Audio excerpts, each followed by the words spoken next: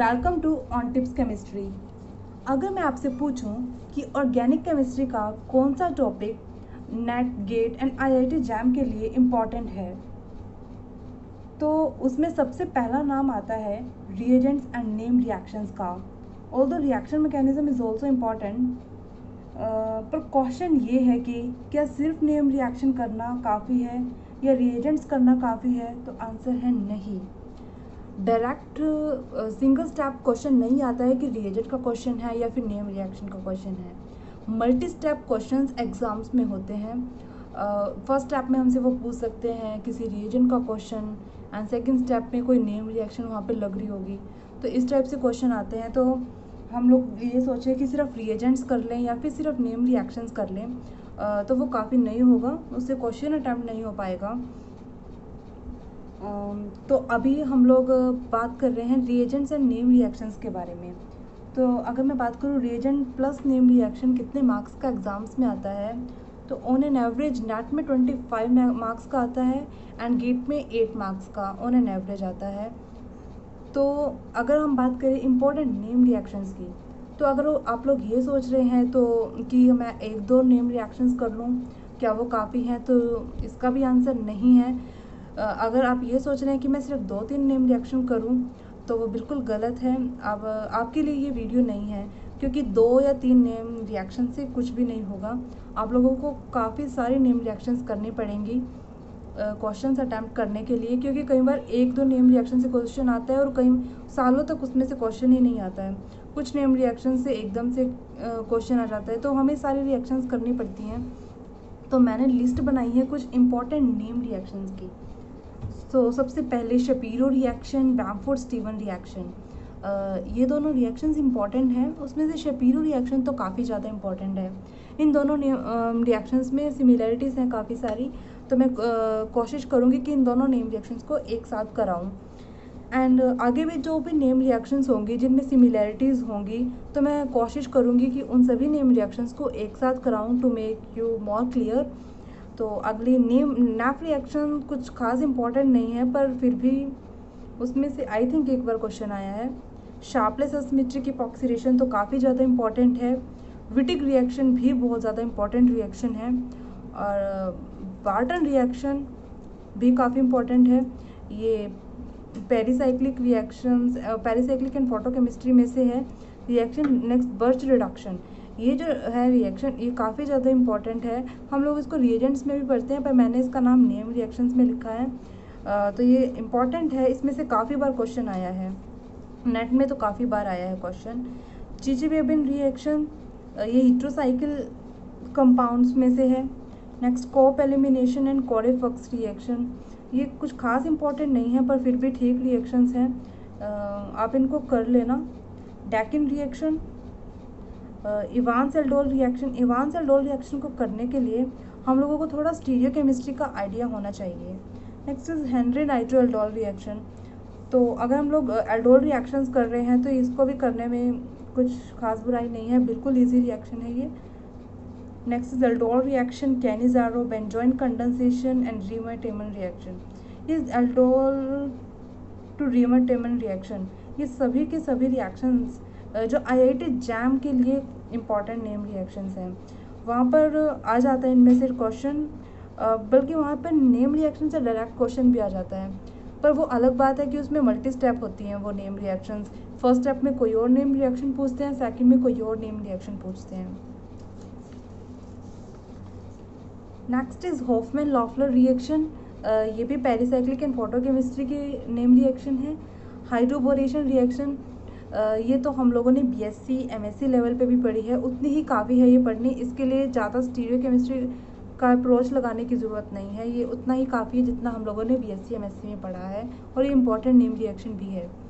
Manic reaction, Mitsunobu reaction, ईनमीन Simmons Smith reaction, ये सभी रिएक्शन जो है अंडरस्टैंडिंग के लिए इंपॉर्टेंट है, कई बार इनका यूज़ हो जाता है किसी एक पर्टिकुलर स्टेप में, और साइमन स्मिथ रिएक्शन से भी क्वेश्चन आते हैं। Swan oxidation is also important. Next is hydroxylation reaction, Woodward and Prevost hydroxylation reactions। यहाँ पर डबल बॉन्ड का हाइड्रोक्सीलेशन करते हैं, एक में सिन प्रोडक्ट मिलता है और दूसरे में एंटी प्रोडक्ट मिलता है। तो काफ़ी इंटरेस्टिंग नेम रिएक्शंस हैं। यहाँ पे भी थोड़ा स्टीरियोकेमिस्ट्री का यूज़ होगा। इंपॉर्टेंट नेम रिएक्शंस हैं, इनमें भी क्वेश्चंस काफ़ी पूछे जाते हैं इनसे। Next is HVZ reaction and haloform reaction. ये रिएक्शंस भी जो है अंडरस्टैंडिंग के लिए इंपॉर्टेंट है। हेलोफॉर्म रिएक्शंस तो हम लोग BSc फर्स्ट ईयर से ही पढ़ना स्टार्ट कर देते हैं। जो फर्स्ट एक्सपेरिमेंट हम लोग करते हैं आइडोफॉर्म रिएक्शन का करते हैं, ज़्यादातर यूनिवर्सिटीज़ की मैं बात कर रही हूँ। तो हेलोफॉर्म रिएक्शन तो हम लोग फर्स्ट डे से स्टार्ट कर देते हैं जब कॉलेज में आते हैं तब से। Next is Beckmann Hofmann rearrangement reactions also important. ये BSc MSc का अगर हम लोग लेवल देखें उतना भी काफ़ी है इनको करना, उससे ज़्यादा इनको करने की ज़रूरत नहीं है।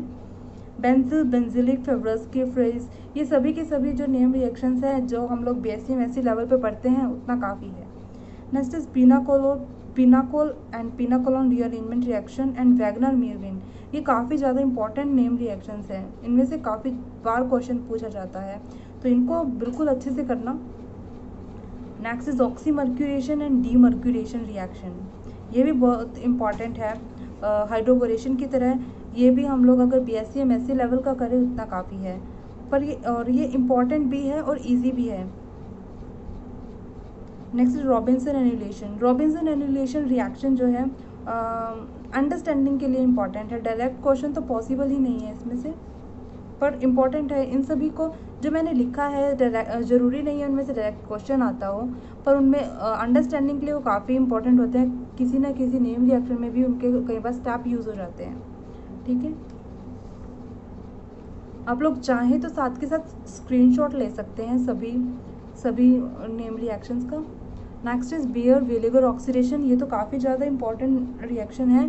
और नेक्स्ट कपलिंग रिएक्शंस। ये जो कपलिंग रिएक्शंस हैं इन सभी के साथ, इन सभी के अंदर जो है मेटल का यूज़ होता है। ये सभी कपलिंग रिएक्शंस काफ़ी इंपॉर्टेंट है, काफ़ी बार क्वेश्चंस आते हैं इनमें से। Sommelet reaction is also important but not so important. Next is Etard reaction, Oppenauer oxidation, ये दोनों भी इंपॉर्टेंट है। Next is Fischer indole synthesis, Reissert synthesis. ये दोनों नेम रिएक्शन जो हैं हेट्रोसाइक्लिक कंपाउंड से हैं, ये भी इम्पॉर्टेंट है। इनमें से कभी कभी एक दो क्वेश्चन आ जाते हैं, इंपॉर्टेंट है, तो हमें नहीं पता कि वो कब आएंगे कब नहीं आएंगे, तो हम लोगों को तो सारी करनी पड़ती हैं। Next is Arndt Eistert synthesis, Lossen and Curtius Clemmensen. अगर आप चाहें तो इन तीनों नेम रिएक्शंस को छोड़ भी सकते हैं, ये इतने खास इंपॉर्टेंट नहीं है। Next is Horner Wadsworth Wittig reaction.